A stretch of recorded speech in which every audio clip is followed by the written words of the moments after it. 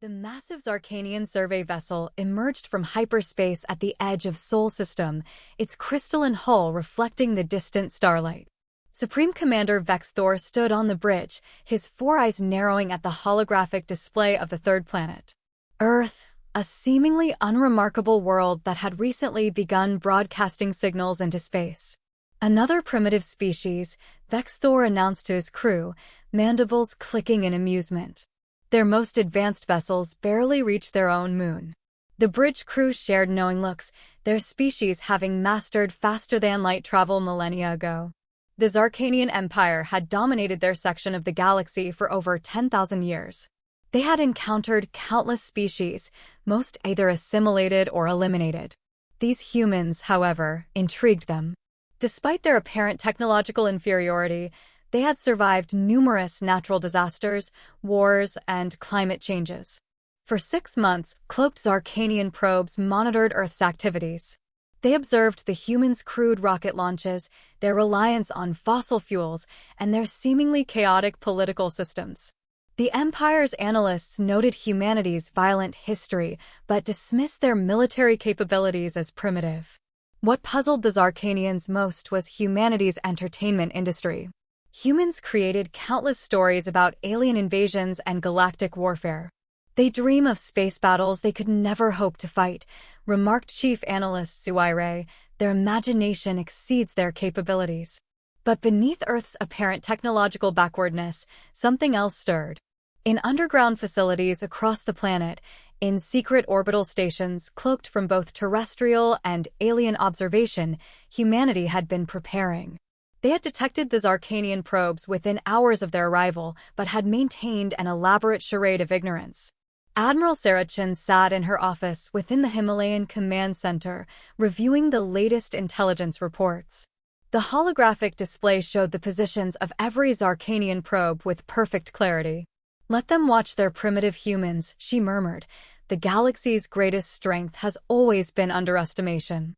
The humans had learned from their own history. They understood the power of appearing weak when strong, of seeming disorganized when perfectly coordinated.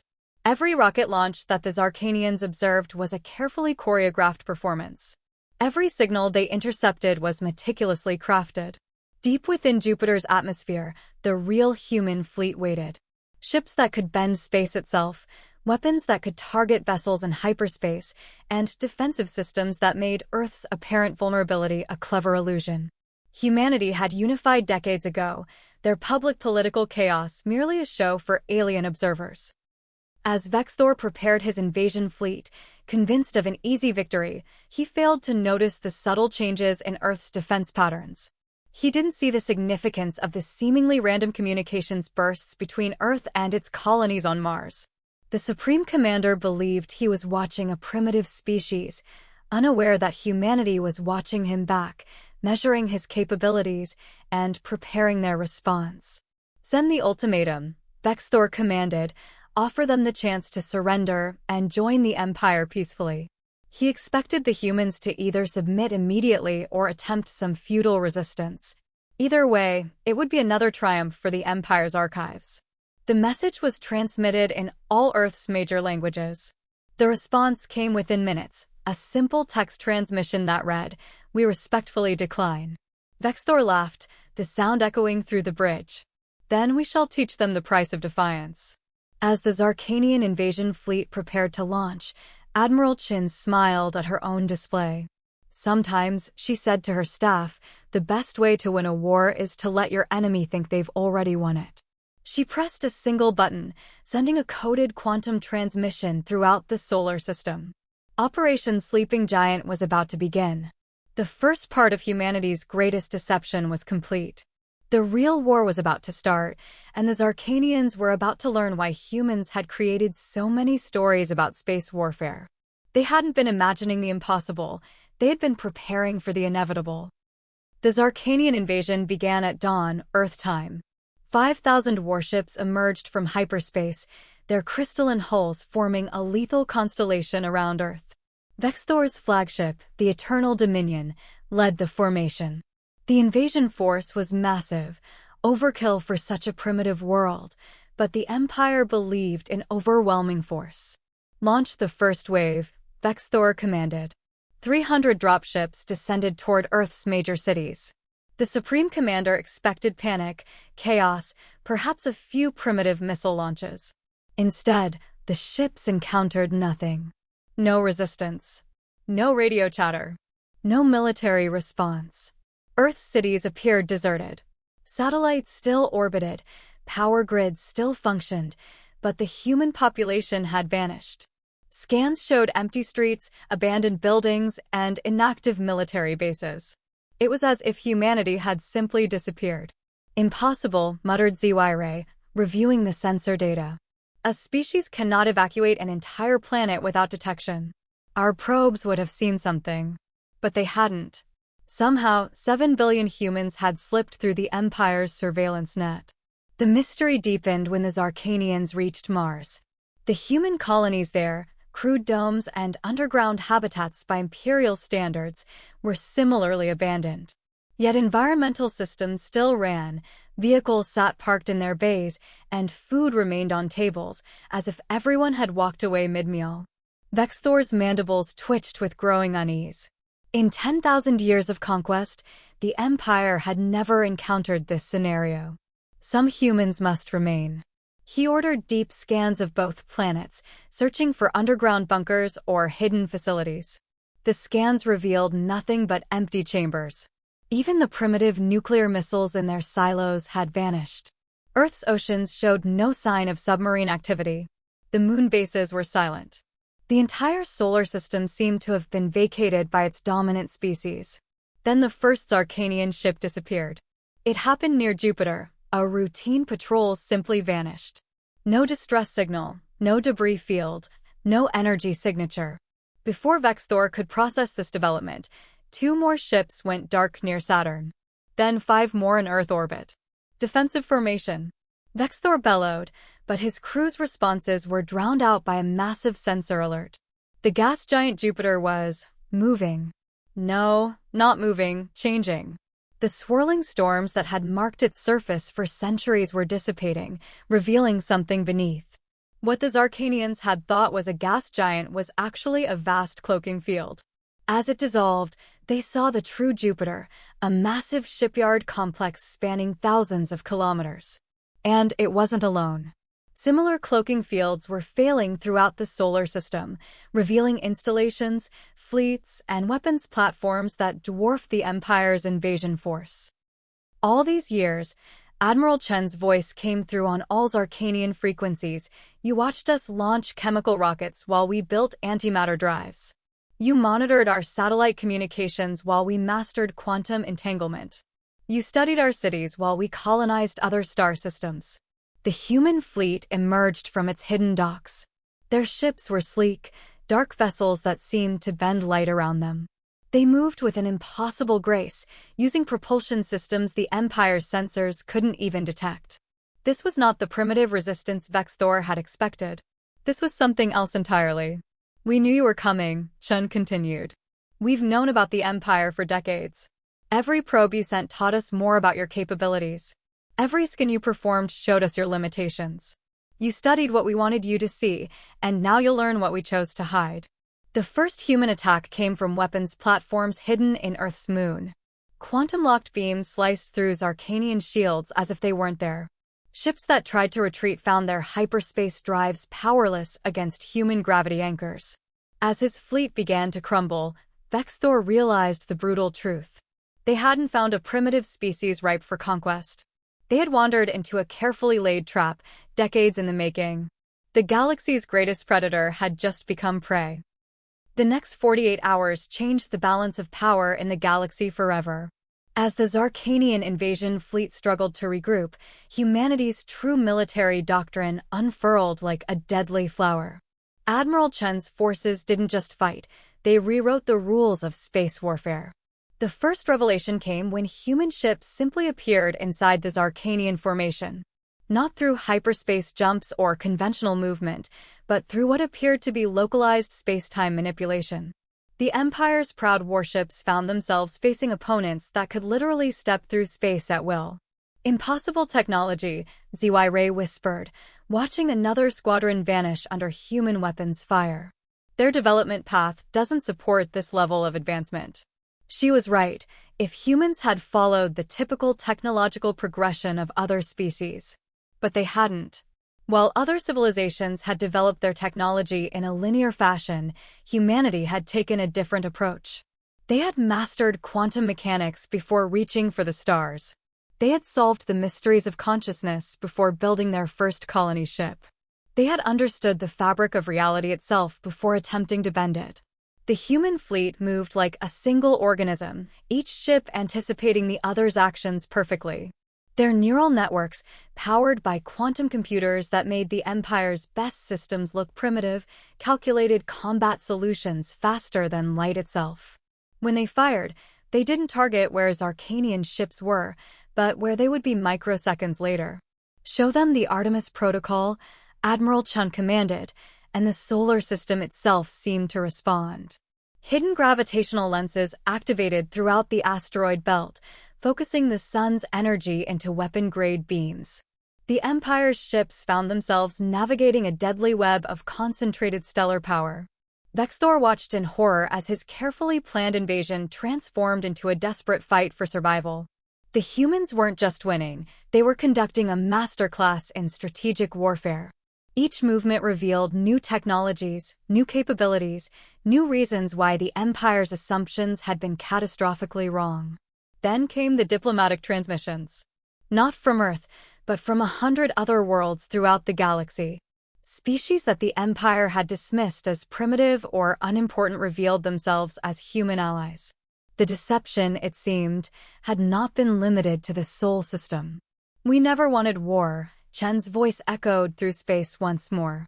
We sought to protect, to defend, to ensure that no species would face extinction at the hands of another. When we found others like us, peaceful races living under your shadow, we helped them hide. We taught them what we had learned about deception, about patience, about appearing weak while growing strong. The revelation staggered the Imperial command. Dozens of supposedly primitive worlds suddenly displayed technology matching or exceeding humanity's demonstrated capabilities. The Empire's territory was riddled with hidden powers, all coordinated by the humans they had so recently dismissed. A new transmission cut through the chaos, this one from Earth itself. The holographic image showed a chamber Vexthor recognized, the United Nations building his probes had observed for years. But now it was filled with representatives from 100 species, many of which the Empire had never even detected. "We are the Shield of Dawn," the human speaker announced. An alliance of species dedicated to protecting the right of all civilizations to develop without interference or conquest. For generations, we have watched the Empire's expansion. We have sheltered those in your path. We have prepared for this day. The chamber erupted in cheers as the speaker continued. Today, we offer the Zarkanian Empire a choice. You can retreat to your core worlds and begin diplomatic discussions with the Shield of Dawn, or you can continue this fight and face not just humanity, but every species you thought you had subjugated or dismissed. In his command chair, Vexthor felt the weight of 10,000 years of imperial history pressing down on him. His people had always believed themselves to be the most advanced civilization in the galaxy. Now he understood, they had never been the masters of space they thought they were. They had been playing a game whose rules they didn't even understand. A final transmission reached his ship, this one private. Admiral Chen's face appeared on his personal display. "You have 1 hour to decide, Supreme Commander. Choose wisely. The galaxy is larger, older, and far more interesting than your empire ever imagined." Vexthor's response to the ultimatum came not in words, but in action. The Eternal Dominion opened fire on the human flagship, a declaration of war that would echo across the stars. If the Empire was to fall, it would fall fighting. But humanity had anticipated this response too. The weapon's fire passed harmlessly through Admiral Chen's vessel, a hologram, like so many other things the Empire had thought they understood. The real human fleet was already moving, implementing battle plans centuries in the making. "Execute Operation Checkmate," Chun commanded from her actual location deep within Titan's crystalline cities. Across the solar system, human ships began moving in patterns that seemed random at first, until Zarkanian analysts realized with horror that each movement was forcing their fleet into increasingly disadvantageous positions.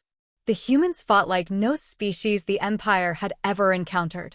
Their ships didn't maintain rigid formations, but moved in fluid, organic patterns. They used stellar bodies as both weapons and shields, their understanding of gravitational dynamics turning entire asteroid fields into deadly weapons. Most terrifying was their mastery of dimensional warfare. Human vessels could partially phase out of normal space, becoming ghostly images that Zarkanian weapons couldn't touch. They emerged from quantum shadows to strike and vanished again before the Empire's targeting systems could lock on. They're not just fighting us, Zy-Ray realized, watching the battle unfold. They're teaching us. Each engagement reveals another layer of their capabilities, another reason why warfare as we understood it is obsolete. She was right. The humans were conducting a masterclass in military evolution, written in light and fire across the solar system. The Shield of Dawn's allied species joined the battle, each bringing their own unique technologies and tactics. Species the Empire had dismissed as pre-industrial revealed ships that could manipulate time itself. Worlds thought to be uninhabited produced warriors who could predict enemy movements before they happened. But it was humanity's psychological warfare that truly broke the Empire's will to fight. They didn't just attack ships, they systematically dismantled the beliefs and assumptions that had driven Imperial expansion for millennia. Each tactical victory carried a message. The galaxy was not what the Zarkanians had thought it was. Human quantum computers broke through Imperial encryption as if it were children's code. Earth's electronic warfare systems turned the Empire's own communications against them, creating confusion and doubt. Carefully crafted messages made their way to Imperial crews, offering them glimpses of a different way of living, of a galaxy where cooperation replaced conquest. The moment of truth came when human forces penetrated the Eternal Dominion's supposedly impregnable defenses. They didn't do it with brute force or overwhelming numbers, but with a single ship smaller than an Imperial shuttle. It simply appeared in the flagship's main hangar, having bypassed every security measure the Empire had developed over thousands of years. The ship's lone occupant, a human diplomat named Dr. Maya Patel, walked calmly onto the bridge. She carried no weapons, wore no armor, yet moved with absolute confidence through the heart of enemy territory. "Supreme Commander," she said to Vexthor, "I believe it's time we had a real conversation about the future." Behind her, holographic displays showed the state of the battle, or rather, the complete dismantling of the Imperial fleet. Human forces weren't destroying Zarkanian ships, but systematically disabling them, preserving lives while demonstrating overwhelming superiority. "You see," Maya continued, "this isn't about victory or defeat. It's about understanding. Your empire expanded across the stars because you believed that was the natural order of things. We had our true nature because we needed to understand if peaceful coexistence was possible." She gestured, and new holographic images appeared, scenes from 100 worlds where different species lived and worked together. "This is what we've been building while you were watching our rocket launches. Not an empire, but a community. Not subjects, but allies." The Supreme Commander looked at the humans standing fearlessly before him, then at the displays showing his mighty fleet reduced to drifting hulks by an enemy he had completely underestimated. In that moment, Vexthor understood that he was witnessing not just the end of a battle, but the end of an era. The news of humanity's true power spread through the Empire like a shockwave. On 1,000 worlds, Imperial citizens watched in disbelief as footage of the battle leaked through their information networks. The myth of Zarkanian supremacy, carefully maintained for millennia, cracked and shattered. In the Imperial Palace on Zarkan Prime, the Council of Elders convened an emergency session. The palace's crystal spires, once symbols of unquestionable authority, now seemed fragile under the weight of recent events. High Elder Caxrel, leader of the council, faced a choice that would determine the fate of their civilization. "The humans offer peace," she announced to the assembled elders, her voice echoing through the ancient chamber. But peace means acknowledging that we are not the supreme power we claim to be. It means facing the truth about our empire's history. That truth was more devastating than any weapon. Human intelligence operatives had already begun releasing documents proving that many of the Empire's technological advancements had been stolen from conquered species. The Zarkanians hadn't been shepherds of civilization as their history claimed. They had been thieves and oppressors. Within the Imperial military, revolution stirred. Younger officers, long frustrated by the rigid hierarchies and stagnant traditions, saw an opportunity for change. Fleet Commander Miritan, daughter of a conquered species who had risen through imperial ranks, became the voice of reformation. For 10,000 years, she declared in a broadcast that reached every imperial ship and colony, "We have told ourselves that our dominion was natural and right. The humans have shown us a different path, one where strength comes from cooperation rather than conquest." The Empire began to splinter. Some worlds declared independence, protected by human and Shield of Dawn forces. Others pledged loyalty to Miritan's reformist movement. A few stubbornly maintained allegiance to the old order, but their numbers dwindled as the truth spread. Admiral Chin watched these developments from the newly revealed human capital on Titan. The crystalline city, hidden for centuries beneath the moon's icy surface, served as both military headquarters and diplomatic center for the emerging new order. Every revolution has its price, she mused to Dr. Patel, who had returned from her mission to the Eternal Dominion. The question is whether the Zarkanians can pay it without destroying themselves.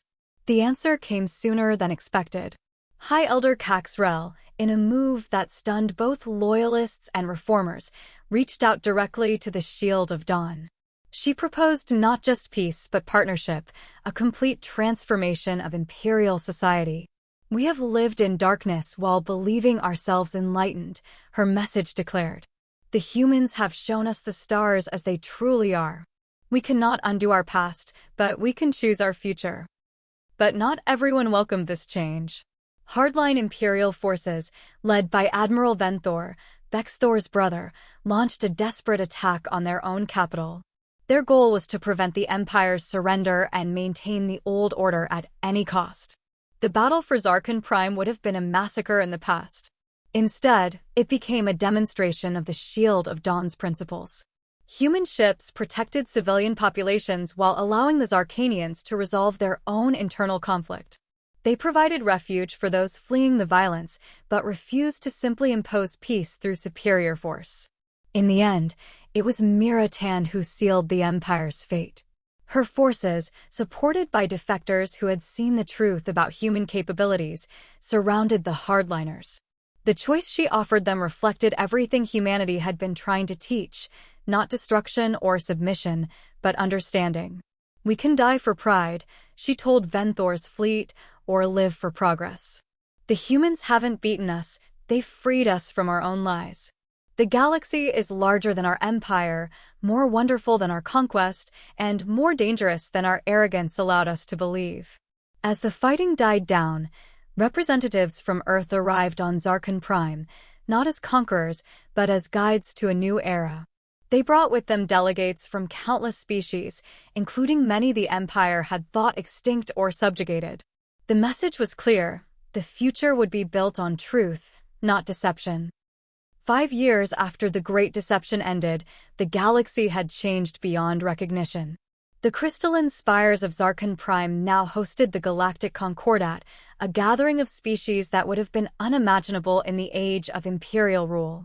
In the Grand Assembly Hall, once reserved for imperial proclamations, representatives from 1,000 worlds came together to forge a new future. Admiral Chin, now serving as Earth's ambassador, stood before the assembled delegates.